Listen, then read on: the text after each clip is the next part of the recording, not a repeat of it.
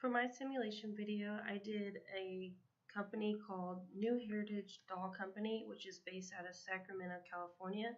It was a privately held company with 450 employees and approximately $245 million in fiscal year 2009. This company is broken down into 3 operating divisions. The first one is the production division, which designed and assembled dolls, doll accessories, and children accessories into finished product and then packaged them for shipment.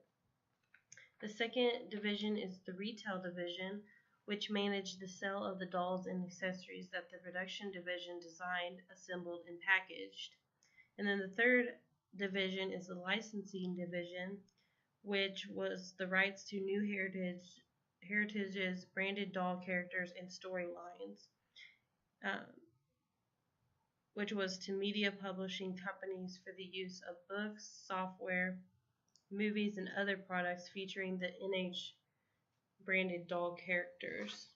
So for the different simulation, I chose products in the different categories that I just mentioned to try to get a high APV, which the highest I got was 592.81, and you can look at the cash flows is increasing as the years go on. The blue is the licensing, the green is the retail, and the red is production. And then here's a revenue pie that shows the different sections, so you can see that most of my revenue is coming from the retail section and production. And then here's operation profits. So the most of it's coming from licensing, which is good because there's no expenses in the licensing factor of the divisions. And then the rest is kind of half and half on the production and retail. And then my total assets by division is mainly by production, so that you can see that I'm producing a lot of products with my company. So here's the different statements, the income statement and balance statement. So the income statement, you can see that for 2014 when I started, I had 366 million in sales, but as the years go on, it increases. So by 2020, it's projected to be 433 million. So there's an increase. And then the net income is also increasing. So I started at 25.62, and I'm by 2020 at 42. So you can tell that there's a high projection of growth for this company. And then same with the balance sheet. You can see here as the numbers are also increasing with the net assets, and then the liabilities as well are increasing.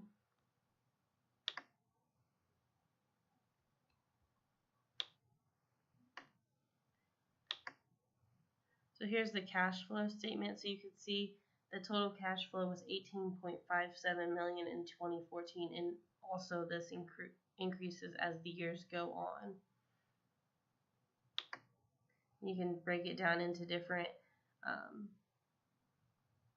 divisions. So here's your production, your retail, and your licensing division. So it breaks down each different division with the cash flow of how much you're bringing in for each division. So the licensing was small on the pie for profit, so you can see that here that it's not increasing much by the end of 2020. It's actually decreasing, but the retail and the production, which is the production was my biggest revenue, is increasing the most, so that is actually really good.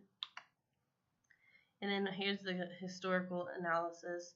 So you can tell it's just a brief description of like how the different numbers are increasing. So it shows you the income statement, balance sheet with your net income is increasing to 3.34, and then your balance sheet also starting at 170 in assets. So here's some of the project updates that I did. So this is just the different decisions I made based on APV and for each year. So each year you got to choose different projects that you wanted to invest in. So this just shows like a brief description of what the project was and what description the company was. So if you go back to the dashboard, this will show like your progress as you're going. And then up here on the top, shows your actual forecast of what you're making, and then it shows revenue, operating income, and net income. So in 2014 you have an APV of 592.81, so that's actually good for what you're wanting to do as you increase your business. So let's look at the retail factor. So retail was also a big part of the pie. So if you go back and see here, the retail is the green. So that's actually the biggest part of the pie. So if you go to the retail section, you can tell that it is growing with your net income for the different retail divisions. And then also down here you can see that your liability and shareholder equity is also increasing as each year goes on. And then your debt is actually decreasing here in the first year, but as you go to the 2020 you're increasing your debt. So that means you're investing more into your company. And in order to grow as a company, you have to invest and spend some money. So for the first year going down, actually that is good because you have to spend money in order to make money in the long run. With the licensing division, you can see that there isn't much difference in the income, but you can tell that cost of goods sold is going down. So that's actually good because then you're not spending as much in expenses as you're selling, but your gross profit is staying up around the same amount.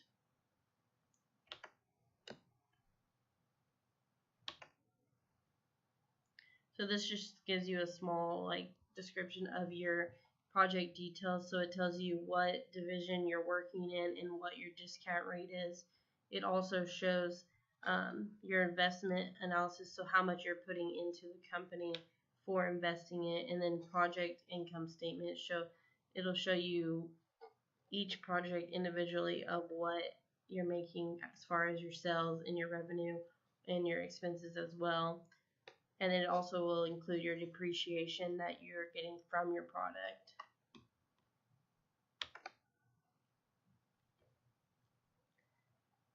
So in conclusion, the purpose of this simulation is to